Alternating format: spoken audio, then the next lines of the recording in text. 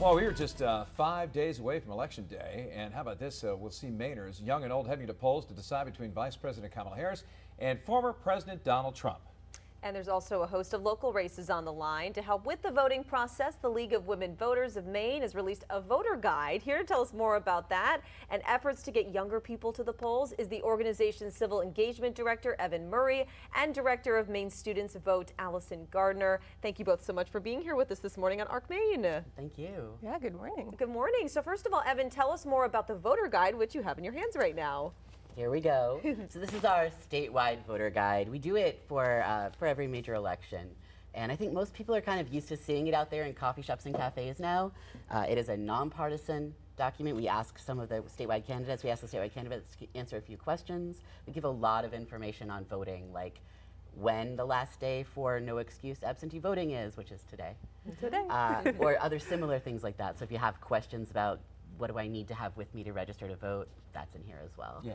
And the ballot questions. So there's some questions on the main ballot, and we write up explanations for folks. And it's popular, too. You said people have been asking about this, and you finally got it out. It's like, when is that coming out? Yes, they start asking very early sometimes, like even before October, because people really look forward to it. Yeah, it's a big year. It's a big election year. So Allyson, tell us more about your efforts in getting younger people to the polls. Yeah, so we work with all 21 colleges in the state of Maine, so that includes tech colleges and Maine satellite colleges and our community college networks, as well as working with high schools across the state. So we really focus on getting these resources into the hands of students and our youngest voters so that they can understand the process that faces them and so that they know that they are informed and ready to participate in the upcoming election. Let's talk about this organization. It has been around for like a century. Why do you think it's so important? I mean, I know this from the 70s when I was just starting to go to school and be interested in politics.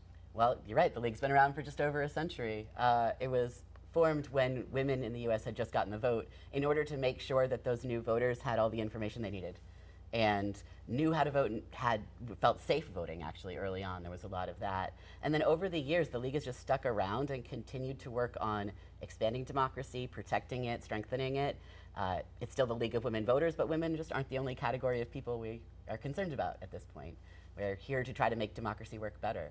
I think the fact that the League's been here for 100 years as a nonpartisan organization, just really focused on voting rights and voter access, is part of why we're still here and part of why that work matters.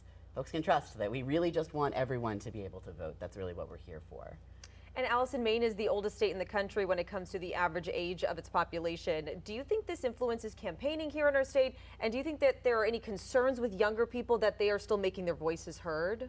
I think so. I think we hear from a lot of young people that they feel a little unseen in our political process. They're new to the political process and they're figuring out where they belong. So a lot of young people are still finding their identity. And Maine Students Vote was an organization that joined the League of Women Voters only a couple years ago. We were originally founded by a group of college students in 2015 who wanted a nonpartisan home to do this work where they didn't have to quite engage with a political party yet, if they didn't feel ready for that, if they didn't feel quite grounded, but they could still get involved in the work that they're passionate about and still build their skills. And we've really seen that echoed in young people today. A lot of young people don't find their identity or their political home with either party at the moment. We have a lot of young people in the state of Maine who are we would call them independent voters, right? Like a lot of our Mainers here in the state of Maine, about a third of Mainers are also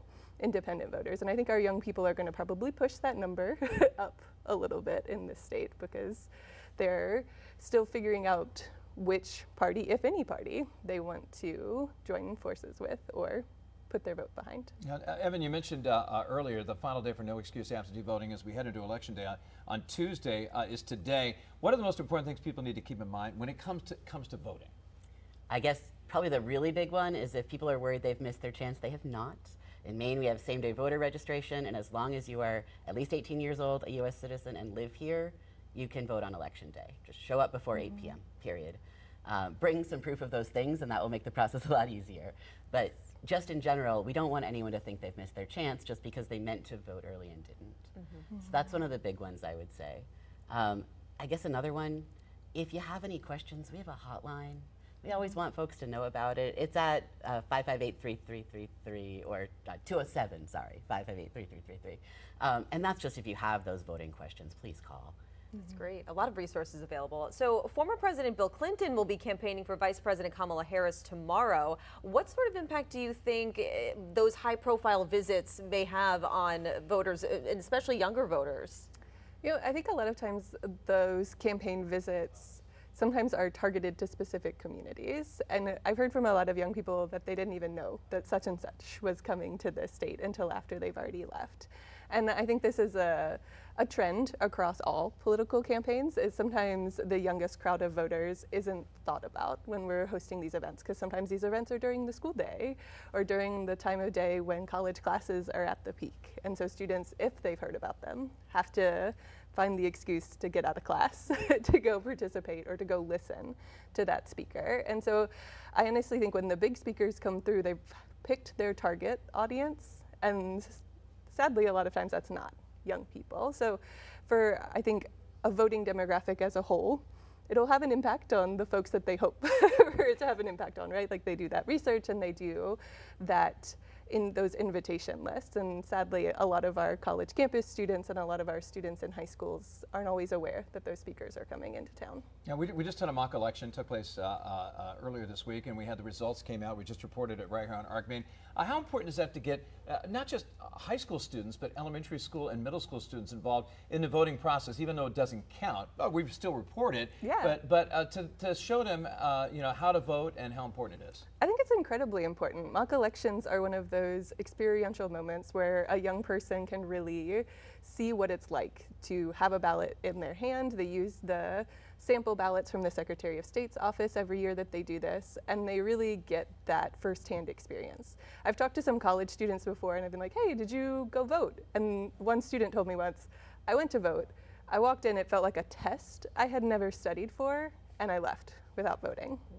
And that's something that I think these mock elections really help us prevent. We help by encouraging students to engage in the process and have an experience where the kind of stakes aren't high yet. It's a mock election, right? They're learning how to do this. That they can see what it is, what a ballot looks like, how they fill out the ballot, and turn it in before they have that moment of maybe anxiety or panic of their first time going to a polling location and feeling like they're going to mess something up. All right. And what's a website where people can learn more? LWVME.org, as in League of Women Voters of Maine.org, or the digital version of our voter guide, vote411.org. Awesome. Yeah. Thank you both so much. We Thank appreciate you. it. Most important thing, if you've not registered to vote, register and then vote. Yes. Absolutely. All right. As we